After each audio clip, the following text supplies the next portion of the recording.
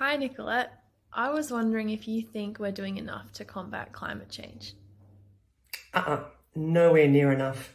And there's a consensus with scientists, business, community groups. We all know there's an absolutely fantastic opportunity too if we turn this around and start to act on climate change.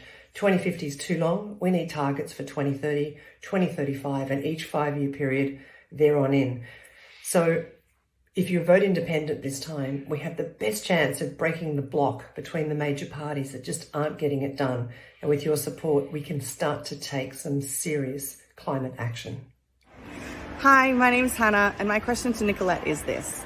You clearly have an amazing CV. I'm wondering which experiences you think will help you fulfill your role as a representative for Bradfield once you are elected to Canberra. Thanks for reading up about me, Hannah. That's really healthy democracy in action. You're right, I do have what it takes. I've worked 14 out of 22 years on and off in policy roles, and I know how Parliament works, and I know how to influence to get things done. I think my skills are listening. I'm an aggressive collaborator, and I really know how to put people and the voiceless, like the environment, into the centre of business and policy making decisions. And I think that commitment to people and planet, not just profit and self-interest, is what's going to make me a really strong representative for the people of Bradfield. Hi Nicolette, I'm Lily from St Ives, and I was wondering if you could explain what your plan for climate action looks like. Thanks for your question, Lily. We need to pass Zali Steggall's climate bills. It's going to give us a separate climate change commission to the Parliament. And that means we won't have another election on climate change unless it's a race to the top. Separate decision making by experts and people with real evidence, not people who want to win votes during an election. That's key. We need to electrify a lot of our sectors, like households and industry, with renewable energy. We need to get electric vehicles into our country and make them affordable.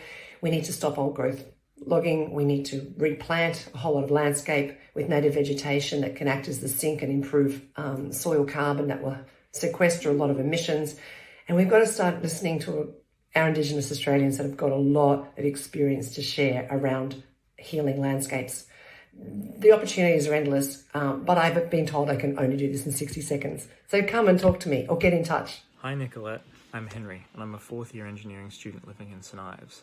I've heard a lot about preferences and preference flows in the news, and in the 2019 election I remember how to vote cards were handed out by volunteers at polling booths, but nobody's actually explained to me how preferences work.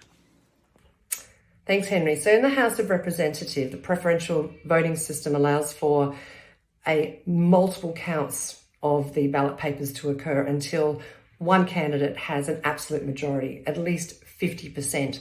And so you might find if there are 7 candidates, the one with the smallest pile, they'll take those papers and have a look at who the voters have put in place number 2, and they'll allocate those to the next 6 piles.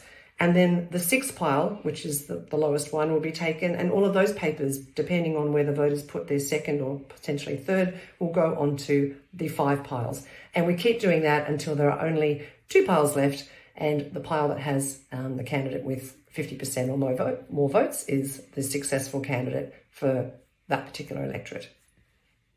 Hi Nicolette, if I vote for you, how are you going to make anything different?